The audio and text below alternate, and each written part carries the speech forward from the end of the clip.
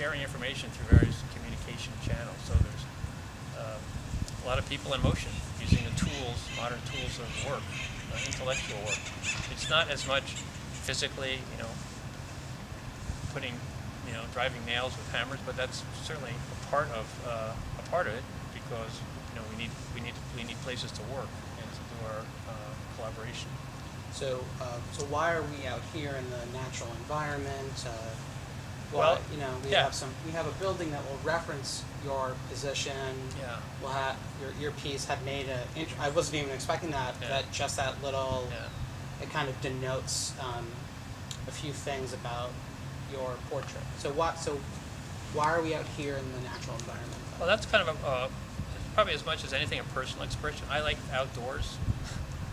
When I'm working indoors, Yeah. I like to have a window so I can look outdoors, because I think that allows light in and kind of inspires fresh thinking and really connects you to the rest of the world. So I picked an outdoor location because I like the outdoors, and the geography that we live in is really conducive to outdoors, as is the campus. So it's kind of really part of this sort of work environment.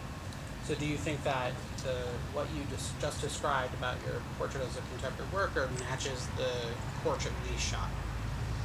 Not 100% match, but a large match, because much of my work is indoors. So there is a contradiction that I'm shooting it outdoors, but that's more of a personal expression that you can ask folks who work with me. I always want to work in a room where there's exposure to the outdoors, like a window.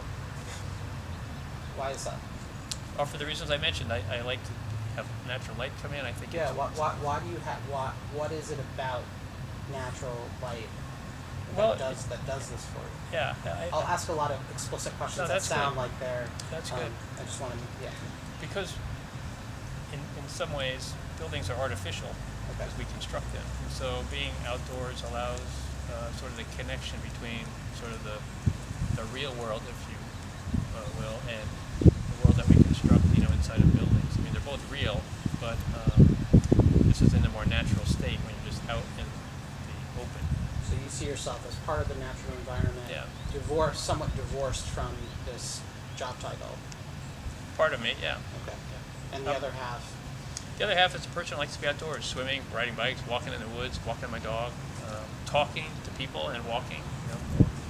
So The other half of the job. How do you feel about that? Oh, the indoor part? Yeah.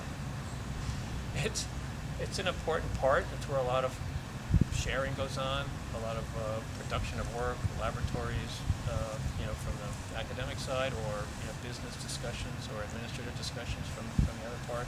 It's where students learn a lot in the classroom, but they also learn just out in the community, walking around, just being part of the community. So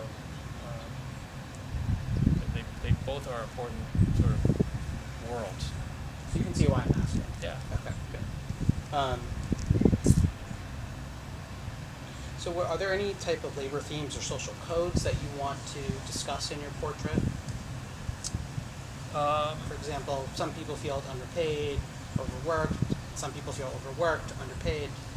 Yeah. Well, I think people make choices about where they work, how they do their work, what's important, how much money is important to them. There is a lot of research that shows once you reach a certain level of pay, that satisfies your sort of basic requirements for food, shelter, clothing, etc., then beyond that, the happiness comes from, or the satisfaction comes from things that you're doing in your work, as opposed to the financial rewards.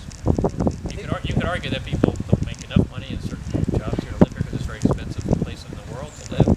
So I understand that argument, but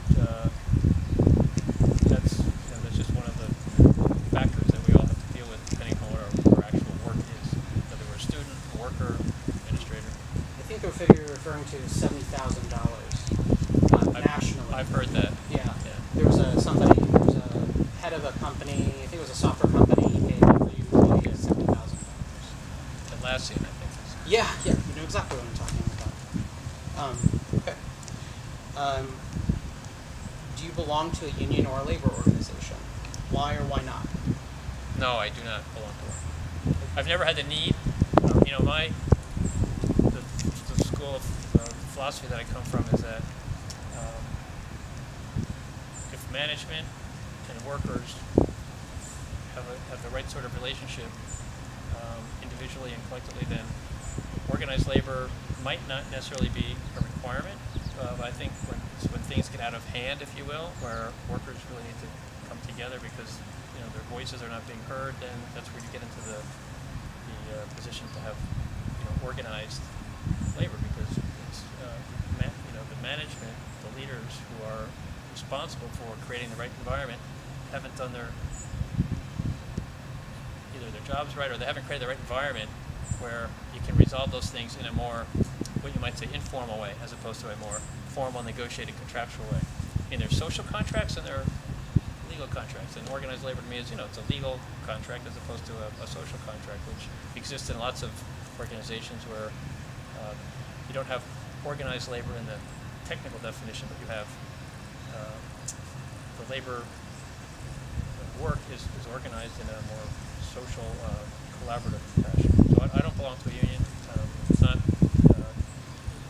the kind of thing that would apply to the kind of role I'm in, although conceivably it could if enough people started to organize. And you're from Jersey. I'm from Jersey. When I worked in labor environments in the newspaper world back in the day. And so were you part of the union as well? No, it's always in management. Oh, I see. Okay. I think when I was in high school, I worked in a retail store where the condition of employment in that job, that it was a clerk, had to be in a union, but it had no real bearing. It was a part-time job. It was more of a technical, just not an ideological. Not an ideological. But you generally found yourself in management positions. Yes. Right? Why is that? Why do you strive for management? Well, it's actually been an evolution. When I started working, I was trained as a clinical and counseling psychologist. I have a PhD in psychology From University of Florida. That's right. Yeah. So I made a transition very early on in recognizing that I did not want to actually work in a one-on-one kind of coaching and clinical role, and so I had a kind of a background interest in business. So lots of psychologists do work in business environments. So I transitioned and found a job first in consulting, and then as I moved along, I became more of a manager and more in leadership roles. So it was kind of a natural evolution. So where I was doing more hands-on work earlier in my career and less hands-on work now, it's more managerial roles. So I enjoy working with my hands and doing things physically, or doing photography and things like that. So it's not a question of one is better than the other. They're just different.